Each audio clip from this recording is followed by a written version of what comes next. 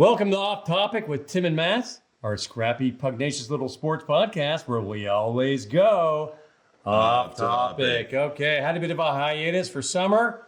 Yes. We're back and strong, and we want to talk football, CFL, BC Lions, winning some close games, my friend. Wow. What a game last night, actually. The Hamilton Ticats. Hamilton Tiger Cats tied it up with very little time left on the clock, and they went to overtime. Had to go to overtime, and it was a fumble by Hamilton that BC was able to pick up. In extra time, too. That's the crazy part. So he had to hang on to that ball, and the game's theirs. So you got the highlights running behind us here, and it was a very exciting game all the way through. And it ended up, the final score, I do believe, 41-38. So here you see it's 31-35 right now. 53 to go. Yeah, and that's the great thing about the Canadian football is the clock stops on every play. Yeah. So you can't kill the clock. You gotta actually play the game, and you only get 3 downs. And you got to fight for every single yard. So, every yard. Here's a nice pass here. Oh, great thread catch. the needle. I'll tell you, BC had a horrible start to the season. Yeah. And all of a sudden, they're 4-5. Yeah. Right? They're clawing their way back. My Alouettes, who BC had a nail biter to win against, also were like 3-0 or 4-0 or 5-0 to start the season, and now they're at a losing record. So look out for BC in that back half. Well, you got a winning record. Season. You're 5-4. 5-4. So you're the opposite. But you guys started 3-0. We started 0-3. Yeah. Right. And and we're kind of in the same territory now. It's not how you start; it's how you finish. And look out for the Lions in that back half. So they're playing good football. Montreal's problem is quite simple. They don't have a legit starting quarterback. Yeah. And they, had one guy, he got injured, and they got the veteran Ferraro, or whatever his name is, and he's, doing what he can. And, mind you, we did surprise everyone and win Grey Cup 2 years ago, but 4 seconds on the clock. Boom. Puts it in 38-38. So exciting. And it was huge because they went into overtime, and Hamilton's got the ball here, and we'll see it here in the on the big screen. And the pass complete. Goes to turn up field, and the defender comes in and hits the ball loose, gets picked up, and BC's able to hold on to it there. See, you start panicking, right? He wants more yards than he's going to get. Yeah. And he's thinking about yards down the field, not just keeping possession. Well, now, I don't know what down it was. They may have needed the first down. I have no idea. Yeah, I missed that as well. Yeah. But it's nice how BC keeps him stood up and running, guiding him towards the outside. And he comes in and punches it out. It's a smart play by BC's defense. Defense wins championships. So They do. Sometimes it sells a lot of tickets like this. So, yeah. So the rest of the weekend, Edmonton beat Montreal by 1. Ottawa beat Toronto by 4. Uh-huh. And Winnipeg lost to Calgary by 1. So it was a tight weekend. There's some really good football going on in the CFL right now. There's some really good parity. A lot of teams are, 500 except Toronto. So 500 or higher. Saskatchewan's just killing it. They took the week off, to pat themselves on the back this week. But, Cooler Jets. Yeah. Put their feet up a little. So, but the CFL's got some good football going on right now. It is. Sticking with Canadian football, we'll jump into the BCFC. BCFC. We're 3 games into the season. Well, 4 weeks into the season, and you got Okanagan Sun sitting at the top of the list, 4-0. Always. They've scored 159 points. Only the West Shore Rebels have scored over 100. So it's crazy.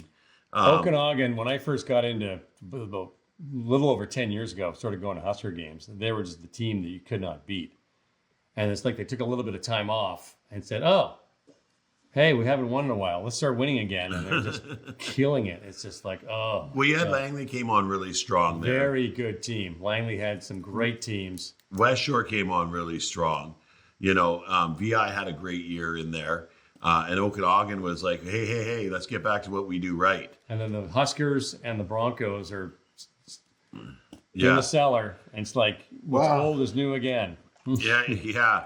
And I think it's one of those things where the Huskers are losing tight games. Okay. I haven't seen any games. Have you watched a few games? Well, I was paying attention to last night's game. And let me just see if I can pull it up here. I don't like 13-18 to to like, VI. did they lose key players to U Sport, or did some guys age out, or like So they got new quarterback. Okay. New quarterback because Tyron Duvall aged out. Yeah. Right? They've aged, a couple of receivers aged out, a couple of defensive players have aged out. Their defense doesn't seem to be the problem. Like they lost 13-18 yesterday. Talking to my stepson who played for the Huskers and watches them religiously, like he follows them quite closely, he says there's a lot of bad drops. Yeah. And it's the same guys that were there catching the ball for Tyron last year are having drops this year. The quarterbacks, he said the quarterbacks plays probably the best part of the offense. Okay. Right? So they got some butterfingers going on. That can be fixed, right? Yeah. It's not a structural problem. No. Where guys are just like not listening, and if you're dropping balls, that'll get fixed. So. And the defense is keeping them in games. I mean, like you got the 18-13, they lost 25-19 the week before to Langley. And I think the West Shore game was a bit more of a blowout. I'm just trying to... Which happens. But, I mean, again, it's not structural. They've been playing on the road because they're redoing the turf at Exhibition. Yeah. 3 games on the road. So they haven't even played at home yet. Yeah. So, looking for them to bounce back to their next home game. Yeah, and I'll be calling that game next Saturday here in Chilliwack. Not sure where. Where in Chilliwack. Could be Exhibition. Could be Exhibition. Could be Townsend. Could be Townsend. Could be Abbotsford. Yeah. They could go to Abbotsford. If they have to, they've done it before. Yeah. It's not great, but they'll be able to do it. I missed the one game they did in Abbotsford a few years ago. I was camping or something. I was out of town, and apparently it was a huge success. Yes. The 50-50 was like $1,500 or something. Yeah, it was crazy. Killed it. It was crazy. And myself as well, I had to go to a wedding. Yeah. Right? And it was for my VP from the Falcons. She was getting married. Yeah, you may want to be there. I kind of had to be there, right? Yeah. So I ended up missing it. And I was on the Huskers exec, and I kind of coordinated the setup of the game, but I never went. Gotta go. It's all right. Yeah. Canapes and bridal tears away. But I think the Huskers they're going to get back home next week. They're going to feel some excitement. Their crowd's going to be behind them. I mean, they were 2 games on the island. Yeah. Right. One in West Shore, one in VI. So the 2 games on the island, so no fan base behind them. The one in Langley, always a tough go-to. Yeah. It's always a tough game. So we'll see. I think it should be a good game next weekend. Okay, So, sweet. ChilliBowl is coming up. What is the exact date, Mr. Wayne? Friday, Saturday, Sunday. So, okay, when I say date, because I don't know when people are viewing this, so let's Gotcha. So it'd be the where are we here? It would be the 15, 16, 17. Thank you. August 15, 16, and 17.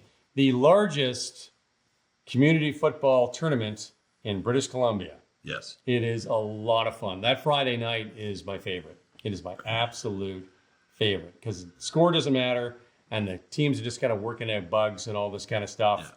Yeah. And it's just that wonderful, low-key, sort of no-stress atmosphere of people just watching games and having fun.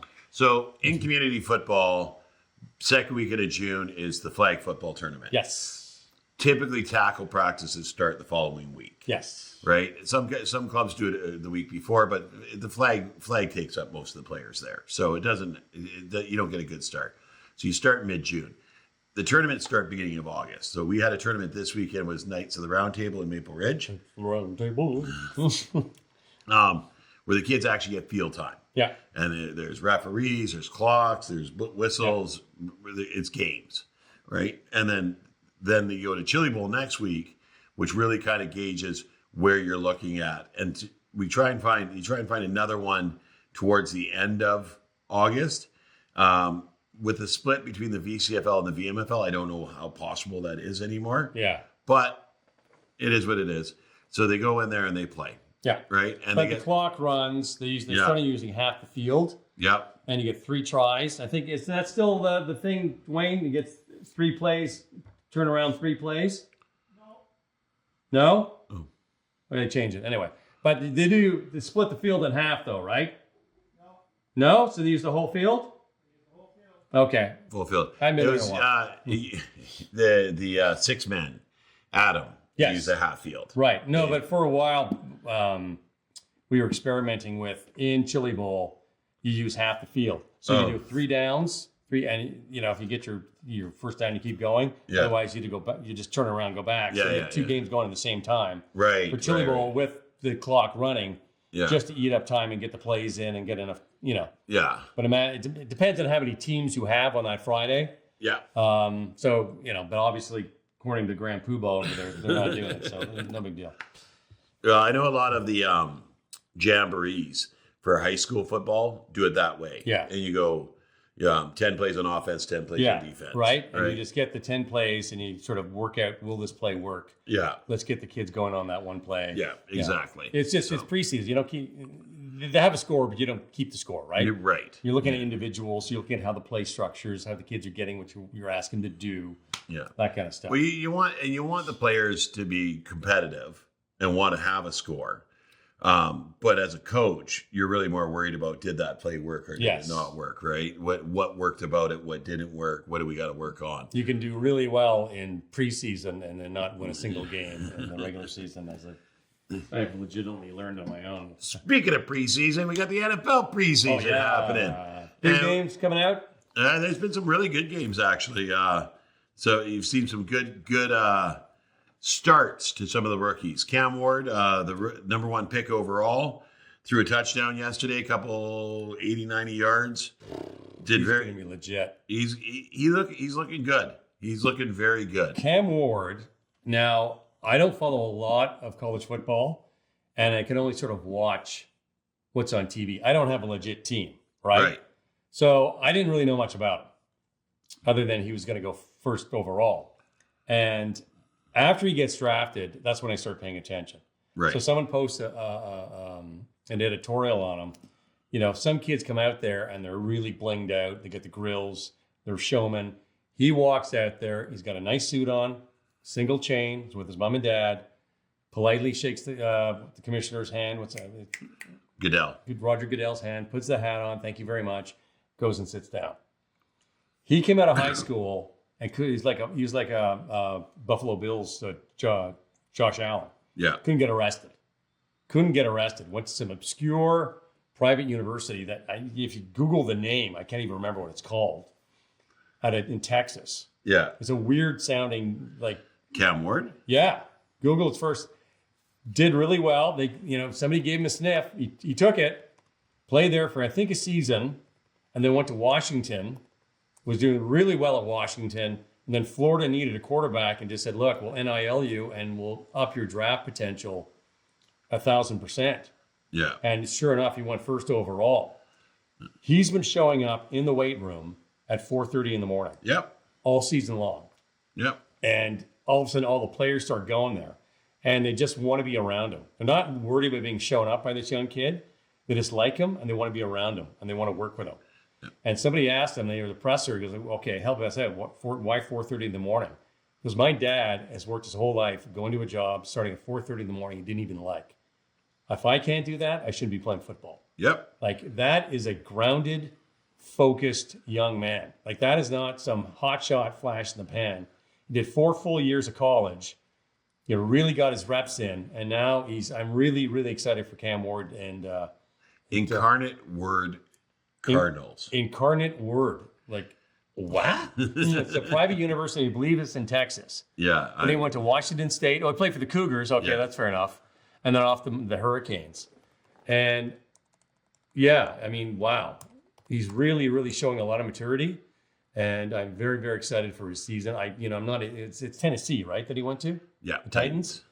I'm not a Tennessee fan, but I like this kid. And I'm really looking forward to University of the Incarnate Word. Yeah, and it's a private university in Texas. They gave him a sniff, gave him one chance. Josh Allen got that JUCO contract. Yeah. His cousin knew a guy that coached and got him a tryout. They took him. Off he went to Wyoming. Wyoming's not Notre Dame. It's not Texas. It's not Ohio. But lo and behold, the Bills got a real gem, and now Tennessee's got this kid, and look out. Yeah. It's not going to happen this year and next. It'll take time to build up around him, but I misspoke. He did not throw a touchdown. He led the scoring drive. Yes. It was Tony Pollard that ran it in. Whatever. It's preseason, and he's doing really well. He got 5 for 8, 67 yards. Nice. He's starting. It was a good game. Yeah, it's preseason, so let's not get too excited here. Shedeur Sanders, he had a couple of snaps, did really, really well. I got nothing against Shedeur Sanders. He's he's proven a lot of people wrong so far. You know what? The more I see and hear from this young man, the more of a fan I become. Yeah. And he was always a pocket passer to a fault. That he didn't know how to scramble out of the pocket. I remember watching the Nebraska game. They sacked him 4 times. They just kept blitzing. Yeah. And he couldn't get out of the pocket. That can be fixed. Yeah. That can be fixed. And the passing skills are there. So he played the majority of the game, 14 of 23, 138 yards, 2 touchdown passes. And they were great passes. They were thread of the needle touchdown passes. His accuracy, which you've heard a lot about. Yeah. You're right. He doesn't have the feet, the scramble, whatnot. But his accuracy is off the charts. So if they get an O-line, they can get him out of the pocket, get him moving around. He has a chance to really, really grow. And he's a kid. Both his touchdowns were on the rollout. Yeah. Right? And scramble on the rollout. So, and then this is what I liked about it, right? After the game, they came and interviewed him. Yeah. Before the game, he walked in with his entourage. One of them's dragging a speaker. They're all blamed out. Yeah, he needs to tone that back a bit, but that's how his dad was. Yeah. That's how he's going to be. Right. I don't have any beef with that. It's not me. No. I don't do it, but the other guys do, and this is how he's going to be. Right. That's great. But now he's showing he can back that. Yeah. Right? He goes on the field and he plays well. But he comes off the field. They're interviewing him afterwards, and the one that I saw, he's like, how would you grade your performance tonight? He's like, C+. I get a pass because we won. Yeah. And that's the end goal. He goes, but I want to apologize first to my dad. He said, when I get my opportunity, take advantage of it. I didn't take advantage of it the way I should have tonight. Oh wow. My feet were slow. I could do this better. I could do that better. I got to get back to work. Yeah. Right, and you could come in as your first ever preseason game with all the hate that's been thrown at him and be like, in your face. Yeah. I could totally respect if he did that too. But he didn't. He took a step back. He self-analyzed himself and his gameplay, right? And now he wants to be the rapper as well, and he wants to have his entourage and his guys, and he taps his watch. That's personality. That's character. That's Neon Dion son, right? Yeah. Come on.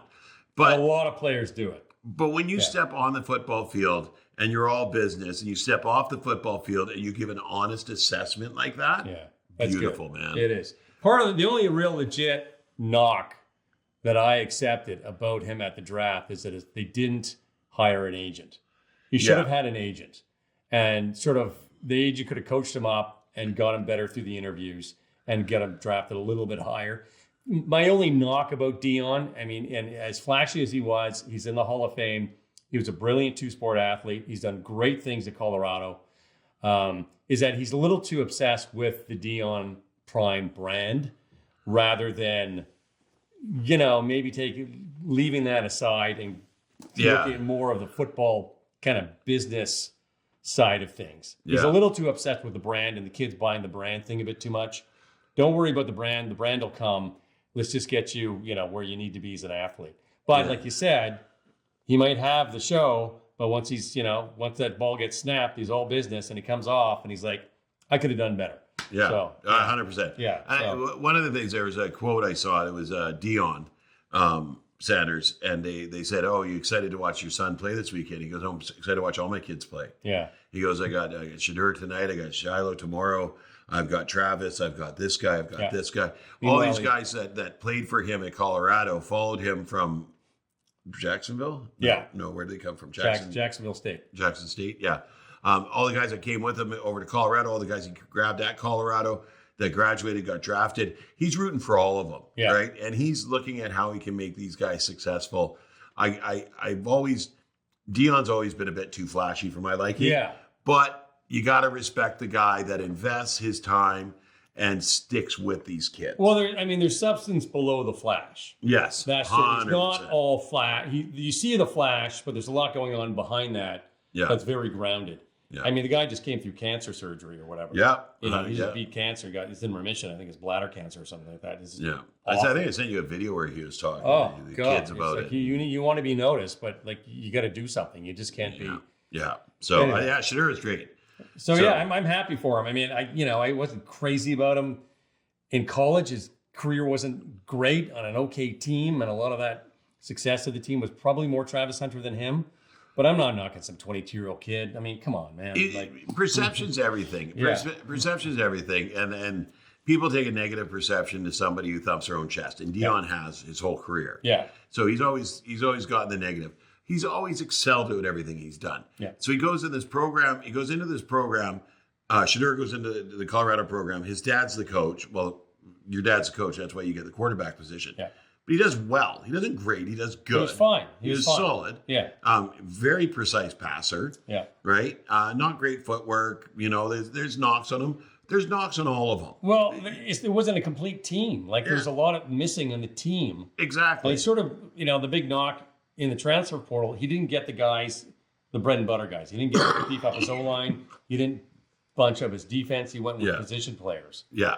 And it sort of helped market his son a little bit more rather than just build an all-around better team. Yeah. Right? But he coached that team. The team fought hard. The team they did well. together. He's got 2 winning seasons. Yeah. But the whole perception of him was he was given all that. He didn't earn it. Yeah. And I think that because the father-son combination, that perception's there. Yeah. I coached my son all the way through. Yeah. He played from 8 years old to 18 years old. I coached him all the way through. He did not get on that field if he did not earn it. Yeah. Right? But he played both sides of the ball because he busted his ass. Yeah. Right? And everybody's like, oh, it's just because it's the coach's kid. No, it's because he's the best player on the field. Yeah. Right? I mean, I said to the offense coordinator, defensive coordinator, right? If he's not earning it, don't start him. No, he has to be on the field. Right? Yeah. But from an outside looking in, it was me putting him there. Yeah. Right? It wasn't. And here I think it's the same thing where Shedeur goes with his dad because he likes the coaching. He can talk. They have communication in the car on the way home. Right. They work together. Shiloh was there. Dion Jr. was there. He's comfortable. It's comfortable. Yeah. And you get more progress out of that because a dad's not going to sugarcoat it like a coach might. Yeah. Right? So, I don't know. I think him coming out, him working with Stefanski, who's an offensive mastermind, the Browns are never really great, but they have the ability to be good this year. Better. So I want to see what he has to do. Yeah. And remember, Joe Flacco's there, and Joe Flacco he just wants that one more season. Yeah. So there's good, healthy competition. And Joe Flacco is one of those guys that does mentor the guys behind him. 41 years old. He's a dad. He's going to mentor the kids behind him. So and other preseason news, they unveiled the statue for Tom Brady with the Patriots, and I couldn't believe he actually said that. He goes, so they unveil it. He's up there doing his talk, and he's like, "This isn't just for the Patriots fans. It's also for the Jets fans, so they have something to throw their beer at when they're leaving in the second quarter." The third quarter, maybe the second. Just awful. But the funniest meme afterwards, there's Tom Brady, and they had one of Eli Manning. Yeah. Twice the size, standing behind him. Because he beat him in the two Super Bowls. Yeah. I mean, I'll take Tom Brady over Eli Manning, but I'll tell you. Another preseason showing that I thought was really good was Jackson Dart. Yeah. He was Ohio, right? Yeah. Yeah. And he plays for the Giants. And they picked up, who else did they got? They got 2 players. Jackson Dart and somebody else. In the draft, yeah. I think it was a tailback. No. You're sure? I seem to think they got 2 players. But anyway, Jackson Dart is doing really well. Yeah, he had a great game. 12 for 19, 154 yards and a touchdown. I think he did really, really good. Oh, they did Scatterbo. Yeah, Scatterbo from Arizona. Yes. Yeah, Dart was Ole Miss. Right. Ole Miss, yeah. Ole Miss, that's right. Yeah. There's some weird. It was weird quarterback year because people are talking about Shedeur, but they had these 4 quarterbacks that went to competed for the Final Four for the national championship, and they went after him. Yeah. And it was just like, well, they had way better seasons, and no one's talking about them, and. Yeah, so. Well, and I think that's the big thing is, Cam Ewers is in Miami, and I don't know if he's going to see much of the field unless there's an injury to Tua. Which there probably will be. Well, I'm worried about that young man. Yeah. So he's going to play today. Chargers play the Saints today, who've got Tyler Shough, Shough. So Jalen Monroe in Seattle. He did well. He did well. He Sam Darnold. Yeah, Jalen Monroe played the other night, and I was watching it. It was Seattle and the Raiders. So I don't know why I turned it on. Two teams I do not like. But Milroe looked a lot like a poor man's Baltimore Ravens, Lamar Jackson. Oh, okay. Yeah, he's got lots of time to develop because Sam Darnold's not going anywhere. Yeah, for at least 2 years. Yeah. So, which is great because he does need to develop. I mean, he's ready to run on every play. He can throw. He's got great misdirection. I mean, I didn't know where the ball was twice when he fake handed off to the. And again, we got to back. keep in context. It's preseason. Yes. So you're not going 100%. Nothing's on the line. Yeah. You're not worried about the score so much. So yeah, but it's still it's something to watch, right? So then we talk about the Lions-Falcons game. Yes. And so bad news. Maurice Norris, who's a defensive player, came in to make a tackle on and for the Falcons, came in to make a tackle on one of the Lions ball carriers, came up, face mask to the chest, head went back, and he went limp and fell to the field right away. Play wasn't even over, and the medical staff were already running out there. They didn't replay it out of respect for what happened. Yeah. Luckily enough, the young man made it. They got him to the hospital. He's fine. He's moving all his extremities. He seems to be okay. No harm, no foul. But the class act that is Dan Campbell and Raheem Morris are the head coaches of the two teams, the Falcons and the Lions. They get together and they're like, we're not playing this game. No. There's 6 minutes left in the fourth. No, it was 13 minutes in the fourth. 13 minutes in the fourth. 13 minutes left in the fourth. We're not playing this game. Neither team wanted to play. Yeah. The guys up there, it looks like he died. Yeah. Right? We're not playing this. So, but they got it. The game's got to go on. Yeah. Right? Clock's still running. So they snap the ball and they stand there. Yeah. And down in a circle. Put the ball down at center field, in the circle, held hands, prayed. Yeah. Went on for about 7 minutes, and then they got an announcement that the game has been postponed or called via New York, and everybody went home to be with their families and whatnot. And I thought it was a very class act. Very, very classy. Yeah, by all very classy, very classy. The refs can't. People say, "Why did they shut it down?" You can't just shut down the game. Yeah. Right. It has to come from New York. A lot going on. And I mean, you got to finish it up there. No one wants to, but you have to. And sometimes, a guy will get injured like that, and it's just like, guys, life goes on, man. Yeah. The poor soul in Buffalo whose heart stopped. Yeah. They still had to finish the game. They called that game. Did they call that game? They canceled that game, yeah. But sometimes, But that came from New York, right? Yeah, so you got to get in touch with New York. The New York people have to understand the severity of it. They're not in wherever they're playing. Yeah. And sometimes someone's got to say, well, I'm sorry, but... It's 5 minutes. It's 5 minutes. Like, you need to finish this game. Yeah. Like, we have standings and Super Bowl playoffs and, life goes on. It's terrible, but you got to do it. And so, yeah. So... any other NFL news? I can't think of any off the top of my head. I got some bad news in the Charger world. Well, so hang on. 70-yard field goal. Oh, yeah. The Panthers. Man, that guy booted the shit out of that thing. 70-yard field goal. And the commentary is like, that might be good.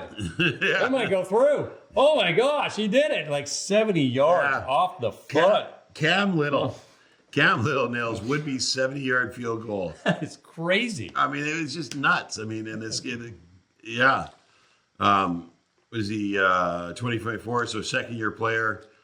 You look at his picture there. He looks like he's about 12. But he just nailed 70 yards. Unbelievable. He'll tell that to his grandkids. I don't care. It's a preseason. I don't care. That's 70 yards. You kick 70 a ball yards. 70 yards even in practice. People are impressed. That's pretty good. Under pressure. Okay. So, but Chargerland. So how bad are they? Chargers extended their left tackle, Rashawn Slater. Okay. Great player. He's probably one of the best left tackles in the game. However, extends him, gives him the largest contract ever. But 2 days later, after he signs the largest contract by an offensive lineman in the history of the NFL, blows out his knee and is done for the season. I'm sitting there, I'm at home, I'm on my computer, I'm at the shop, and it pops up, Rashawn Slater. Yeah. Biggest contract ever. I'm like, he's getting hurt. 2 days later, he's gone for the season. And so, last year we drafted that Joe Alt. Yes. Big tackle. We had Rashawn Slater, who's already considered one of the best in the game. Yeah. And so we had our bookends. And so in the playoffs this year, Houston decided to destroy us up the middle. Yeah. So we focused on rebuilding the middle of our offensive line. They knew they couldn't get around us. Yeah. So they came up the middle. And so we rebuilt the interior offensive line. And we're like, now we got him. And now so Alt's going to move to left tackle. They're going to put the reserve in at right tackle. We'll see how it goes. They got the Saints today. I'm pretty sure those. It's preseason. Yeah, but you got to now you got to get some reps for these guys because they're out of position. So I don't know. 1:00 today, Charger Saints, and that's April 10th. The 20th. April 10th. 2000. Yeah, today or August 10th. 2025. Easter was a long time ago. Yeah, August 10th. That's today. That's the game. 1:00. Right. If you're around. If you don't want to watch that, we'll talk about what's good to watch later at that time. Okay. All Are we right. wrapping up our NFL segment? I think we're good. Have we got anything else? Live from ChilliBowl next weekend. Yeah, well, we're live from ChilliBowl, August 15, 16, 17. Yeah. We're on the 16th. 16th. Yeah. So ChilliBowl 15, 16, 17. We're going to be live probably on the Saturday. Yeah. TBA. McCarthy. JJ McCarthy, Minnesota. Rookie last year, blew out his knee. Yeah. He finally got on the field 364 days late after he got injured. Got on the field. Him and Penix. You got to keep your eyes open on those guys. I think so. Yeah. I think so. Okay. Sounds good. That's our segment. Comment, like, and subscribe. Off Topic with Tim and Matt, where we always go off topic.